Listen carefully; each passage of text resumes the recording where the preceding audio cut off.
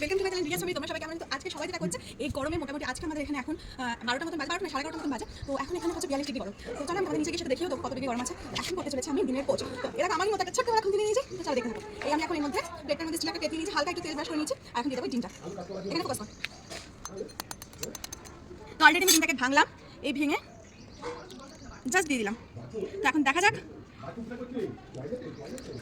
এই দিনটা কতক্ষণে হয়। আর এই যেমন ছোট্ট করে খুন্তি এটা এখানটা থাকলো। তো এখন চলো আমি নিচে গিয়ে বাকিটা তোমাদের টাইম কতটা লাগছে আর কত ডিগ্রি গরম সেটা তোমাদের দেখিয়ে দিই। তো চলো ধরে নিলাম যত ডিমে খাচ্ছিলাম। তো এখন টাইমটা তোমাদের দেখিয়ে দিই 11:26 বাজে। ঠিক আছে, আর দেখতে পাচ্ছ 42 ডিগ্রি গরম।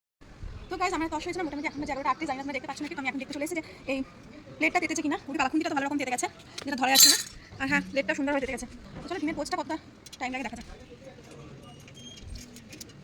ফাইনালি আপনি আবার চলে এসেছে। তো দেখতে পাচ্ছি এরকম অবস্থা হয়ে আছে এখন, মোটামুটি একটা শর মতন পাতলা আস্ত্র মতন পড়ে গেছে। তো জানি না এটা কোথায় এখানে ভাবা খুন্তিটা ভীষণ গরম না, এখনো হয়নি। কিন্তু একটা সুন্দর স্মেল বেরোচ্ছে, যেটা ডিমের পোচে সাধারণত বেরিয়ে থাকে। দেখতে পাচ্ছ মানে কুসুমটার কি অবস্থা। কুসুমটা মোটামুটি হয়ে এসছে, আর অল্প একটু হলেই হবে। তো চলো এটা এটার মতন হতে থাক, আমি নিচে চলে যাই, নাহলে এখানে আমি ফ্রাই হয়ে যাবো, যা গরম। তো চলো বাকিটা পরে দেখা যাক কতক্ষণ হয়। তো ফাইনালি গাইজ আমার স্নান টান করা কমপ্লিট। তোমরা দেখতে পাচ্ছ আমি ভিজা ছিল অলরেডি চলে এসেছি। ডিম আমলেট মানে ডিমের পোচ দেবো বলে, বাট এখনো অবধি যেরকমটা ছিল সেরকমটাই হয়েছে। তো মনে দেখি একবার মোটামুটি এটা খাওয়ার লায়ক হয়ে গেছে, কারণ এটাকে বাপরে ডিমের পোচ হোক না হোক অ্যাটলিস্ট এইটা আর খুন্তিটা গরম হয়ে গেছে। ঠিক আছে, তো চলো এটা এখন একটা তরল ভাবটা মানে যায়নি, কিন্তু মোটামুটি ভালো গরম হয়ে গেছে। কুসুমটা ভাজা হয়ে গেছে দেখতে পাচ্ছ।